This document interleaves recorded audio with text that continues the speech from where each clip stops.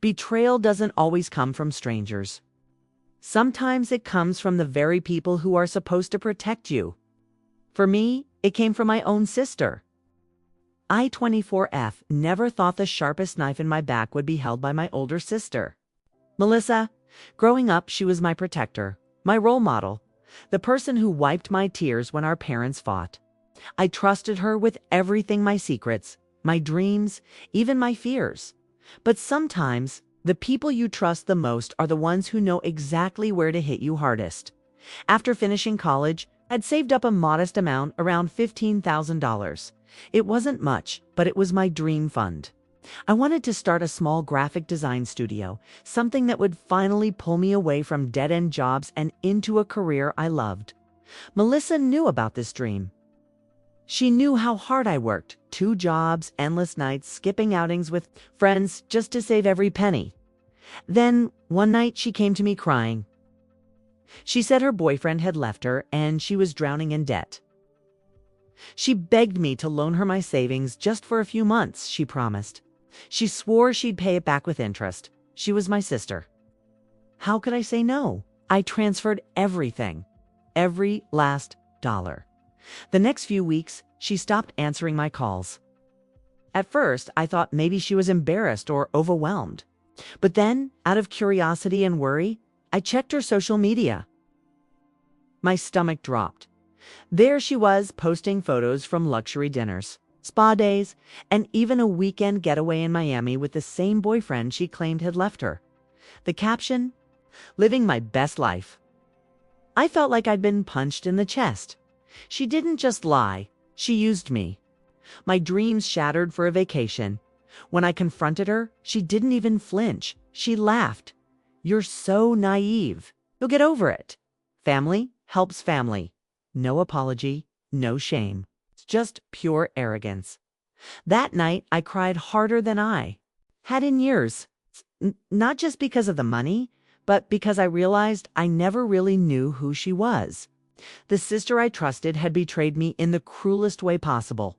But here's the thing about betrayal: it burns you, but it also hardens you. I knew I couldn't let her walk away without consequences. If she thought I was going to get over it, she was about to learn just how wrong she was. And that's where my revenge began. After Melissa's betrayal, I didn't speak to her for weeks. But silence wasn't enough. I wanted her to feel the same kind of loss and humiliation she'd given me. The first step: information. I started quietly digging into her life. Melissa has always been reckless with money, and I knew she relied on credit cards. I also knew she bragged about her perfect Instagram life. She loved attention more than anything: status, followers, validation. So I began watching closely. I created a burner account and followed her every move online. Every expensive brunch, every designer purse, every night out at clubs with her boyfriend. I screenshotted everything. I also started talking to a few of her so-called friends. It wasn't hard. They loved gossip, and Melissa had burned more bridges than she realized. Turns out, she had been bragging about how stupid I was for giving her the money. That was the moment the fire in me doubled. But here's where karma works best. When you don't have to invent Lazoo, just reveal the truth. Melissa had been living off borrowed money, skipping payments, and letting bills pile up. Meanwhile, she flaunted her luxury life. I knew if I waited long enough, the cracks in her facade would show. And when they did, I'd be ready. Sometimes, revenge isn't about striking first, it's about letting them build their own downfall. Brick by brick, until all you have to do is give the final push. So, I waited. I stayed silent, watching her dig her own grave. And then, the perfect opportunity arrived. She had posted about throwing a lavish birthday bash at a local high-end venue. From the looks of it, she was planning to rent out half the place with bottles of champagne, photographers, and all. But I knew something she didn't. Her credit card had. It's already maxed out. That's when I made my move. I sent screenshots of her posts, along with proof of her debts, which I gathered from a mutual friend who worked at her bank branch too. My parents. For years, Melissa had always been the golden child in their eyes, responsible, successful, glamorous. I was the quiet one in the background. This time, they saw the truth.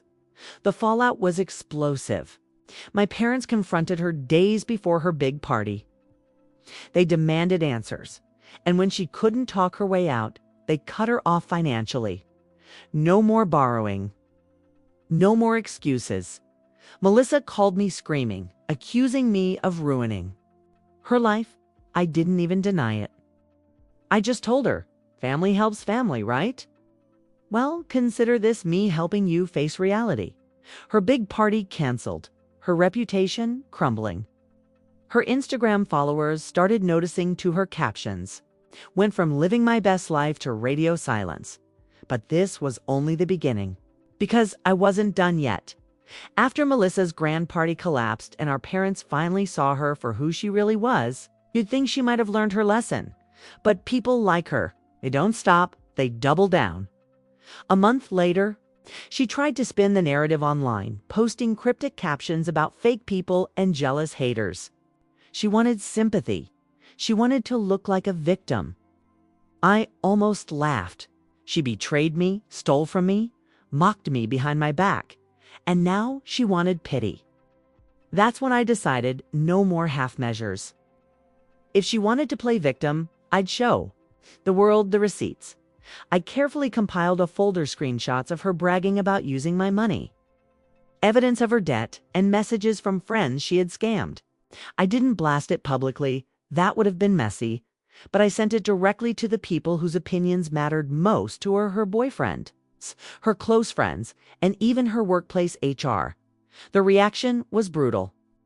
Her boyfriend dumped her almost instantly after realizing she had lied about owning things she'd actually rented or bought on credit. Her friends ghosted her, embarrassed that they had been associated with her fake luxury persona and at work. Turns out her company didn't appreciate an employee living a lifestyle of fraud and debt while constantly calling in sick.